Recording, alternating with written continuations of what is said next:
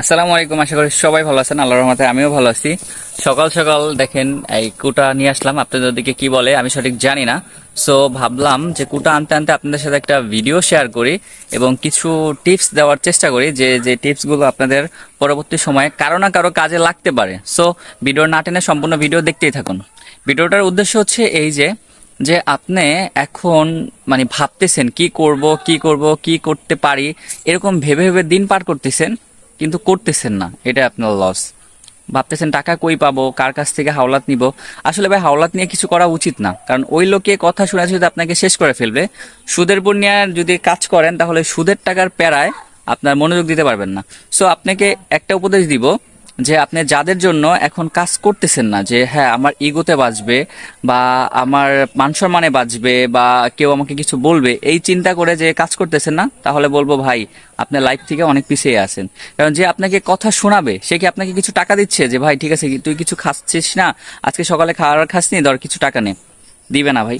আমার মতো স্টুডেন্ট বা আমার মতো ছাত্র, আমি এতটুকু বলতে পারি যে আমাদের গ্রামে কিছু স্টুডেন্ট বা কেউ কেউ আমরা মাস্টার্স পর্যন্ত গিয়েছি। তো আমার মতো লোক যদি আমি এমন কাজ করি, যে যেমন ব্যবসা করি, যে ওই কিছু নিয়ে আমি কারোর কাছে রিপ্রেজেন্ট করতে পারি না, বাট আমার মাস শেষে ভালো টাকা ইনকাম হচ্ছে, তাহলে আমার দরকার কি ভাই যে আমি কেউ আমাকে কিছু বলতেছে এগুলো আমার কানে কেন তুলবো? সো আপনাকে এটাই বলি যে আপনার কাছে টাকা নাই, আপনার একটা স্বপ্ন আছে যে আপনি ওটা নিয়ে কাজ করলে ওইখান থেকে সাকসেস হবেন, তাহলে সেই টাকার জন্য আপনি ভাই রাজমিস্ত্রির কাজে যান। ডিরেক্ট বলে দিব, আপনি কাঠমিস্ত্রির কাজে যান, আপনি অটো চালান, ভ্যান চালাইতে যদিও বাজে, অটো চালান, কিন্তু কারো কাছ থেকে হাওলাত নিয়ে না। বা আপনার ধরেন আমরা মিডল ক্লাস ফ্যামিলির লোক, আমাদের হঠাৎ করে টাকা প্রয়োজন হয় বা ওইভাবে বিজনেস করতে পারি না।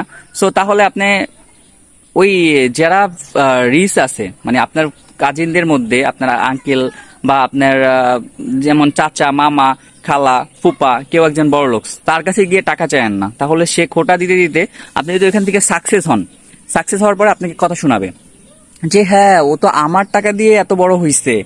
আর যদি সাকসেস না হন তাহলে বলবে হ্যাঁ ওর মতো অদমকে আমার টাকা দেওয়াই ভুল হইছে, ও এই ওর টাকা দিতে বল, এই বল সেই বল, ওর মতো লোকের কাছে টাকা দেওয়া উচিত না।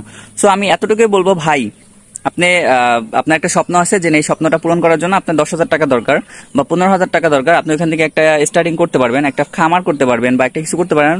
আপনার কাছে টাকা নাই, কারো কাছ থেকে হাওলাত করা দরকার নাই ভাই। আপনি রাজমিস্ত্রির কাজে চলে যান, 30 দিন কাজ করে 15,000 টাকা পাবেন, 5,000 টাকা খরচ করে 10,000 টাকা দিয়ে ইনভেস্ট করা শুরু করেন।